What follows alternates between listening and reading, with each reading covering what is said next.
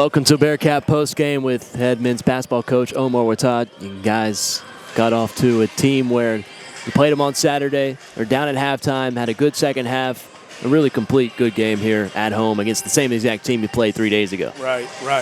2 days ago. Actually. Come on, Graham, yours is on point, man.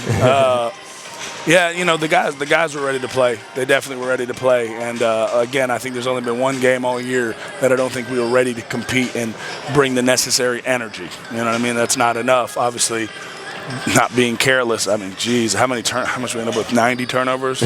Less than 90? 18. 18 turnovers. That's season high for sure. 19 assists, which is par for the course, but man, 18 turnovers. It's careless. Combination of careless and home runny, trying to get home runs. But the necessary effort was great. I thought they were focused and locked in. I really do. And that's not easy, you know.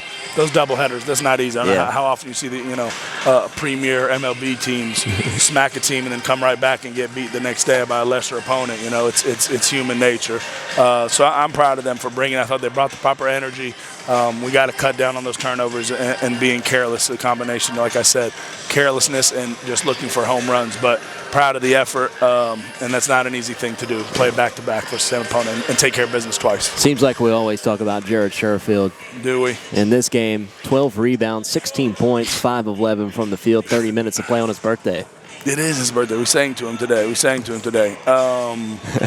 He played well. I don't think he played well in the second half, man. Listen, he's a premier ball player. You know, God willing, he's gonna be playing across the pond next season. I really feel that will be the case for him, and he's got to be able to string together 40 minutes or 30 minutes, however long he's playing consistently. But obviously, he played well.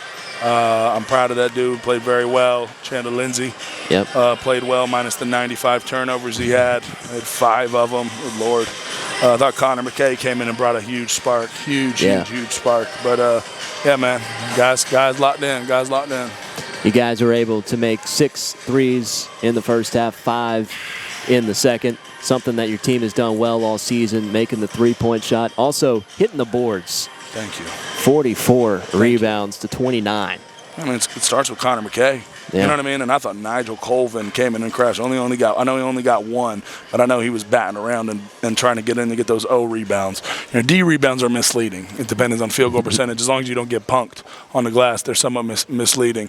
But O rebounds, that's effort, that's desire. And I think sometimes our guys have allowed false boxes, meaning like guys kind of just put their hip and they're behind on you but don't really drive you, don't really chuck you before. I think at times our guys allow those to stop and impede our progress. But today we threw those off and kept going. And that's necessary. It's a necessary thing. And look, man, we got 11 threes and they're trying to deny and take away the 3. Like, that's the thing. It's like teams want to do that. You know, we had 40-plus points in the paint versus Augusta.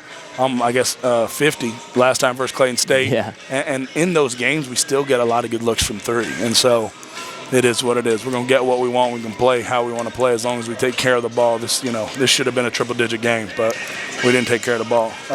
So it is what it is. I'm happy with 25, though. 25.1, I'm happy with it.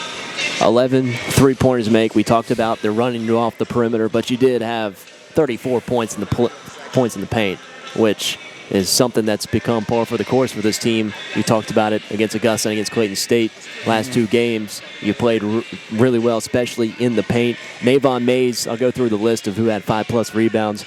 Mays had 5, 6 for Connor McKay, 8 for Jalen Pugh. Holy crap. 6-foot guard getting 8 rebounds. That's interesting. I thought he played well. Like, I know he missed shots. He hit a few early. I know he didn't continue to hit, but I told him, I said, Jalen, if you have a glimmer at the rim from 3, just let it fly and be confident, because he can make 7, 8, 9 in a game, no problem, 6, 5, whatever. But he missed. He smoked that reverse layup late, and I looked at my staff. I said, he's playing really well. Like, you can tell he's playing well, and I didn't know. I don't really look at the stats until half, and then at the end, I just go with my gut and the feel of it. But, 8 boards, 4 assists, 6 points. Thought he guarded well. Thought he was smart. Kept our flow going. Jalen played really well. There's a difference between shooting well and playing well. Right. He played really well. Navon, a lot of guys play well. I was happy to see Tommy Moore make a layup. Made some lays, got going a little bit. Guys played well, man. I know I'm leaving some guys out. Dom's just been Yeah. playing well, hasn't he? He's just going to give you a solid effort every time. I mean, he's got a just normal 12-point day for Dom Stanford. Well, he's a triple threat, but really it's a double threat, right? If you can shoot the three and rip by, it's a problem. You know what I mean? He can touch paint, and he can cut, and he can finish at the rim, and he can rip, and he guards the 1 through 5. Right. You know what I mean? He's a dude. He's a dude Yes. for sure. Yeah, we got some good players, man, and I am proud of them. Overall, there's no question I'm proud of them. 25-point win against a conference opponent. Coach, good luck on Wednesday. We'll see you then. My man. Congratulations Appreciate you, brother. on the win. All right, dude. Thanks.